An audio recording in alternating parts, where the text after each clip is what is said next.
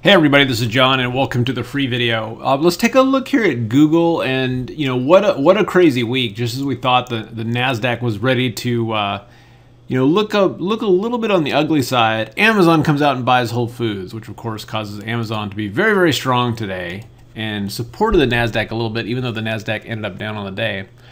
So we've got a situation here on Google. So Google, we have got a sell signal on the daily chart since we have two closes below the 21, and now we've got a second signal forming with the 821 EMA cross. Now, when you come over here and you look at the weekly chart of Google, it's just fine, but how this works is a three-step process. Okay, 1, 2, 3. We already saw 1 and 2 with the EMA cross. The third is that opens up the door for the weekly chart to now move from the 8 EMA to the 21. It doesn't mean to, but that's just how it works. You have step 1, step 2, step 3.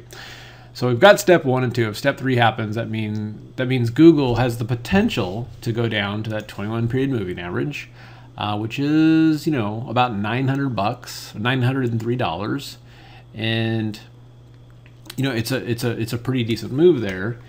And if we look at the expected moves on that, we can see that the market is saying, it's like, all right, well, if this thing's going to drop,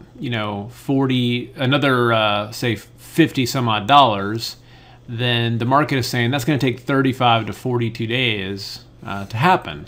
And that's what's called, the theoretical pricing model. And in my experience, that it's nice that there's that theoretical pricing model, but the question is how often does the theory actually pan out, like versus statistically what normally happens with a stock. Okay, so what do I mean by that? So one thing we look at it, so statistically for next week, you can see that it's saying theoretically for next week, it's saying Google's priced in for a $20 move, but statistically, is that really what happens? And the answer to that is no. Statistically, what happens is that instead of a $20 move each way, statistically Google tends to move 58, 68, 78, 88, about $27 to the upside, okay, from a one standard deviation perspective. And to the downside, yes, about $20, okay? So the $20 part is right, but only to one side of that, equation, okay? But the other thing that's more important, so first of all, it's important to realize that, the fact of the matter is that even though the expected move is only $20, the odds are, at least in the past during the uptrend, it's moved $27 to the upside. And now that we've rolled over, guess what? That $27 average move kind of then switched is to the downside. But the more important thing there is that when you have, say, an expected move, we all know the stats, that the market is expected to close inside of that about 70% of the time, right? Well, statistically, Google only happens to Google 55% of the time. So essentially, that theoretically, it's that's saying like, look, if you hey, sell one standard deviation iron condor on Google, theoretically you'll win 70% of the time. Well, that's theoretically, and that's a lie. Statistically, you'll only win 55% of the time. Okay. So that's the kind of stuff that I find that's very, very useful in this market, is just to understand the stats.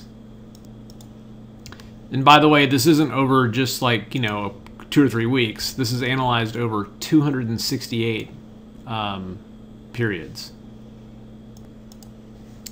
And then if you look at something like, say, Microsoft, you can see it's a little higher, so 58 percentage points. So it does tend to trade inside that range more, but you can still see that the expected move, in this market, again, averaged out like this, actually tends to get kind of shoved out of the way. And we want to, be aware of that if we're going to maximize essentially safety and our opportunity of creating income out of this market.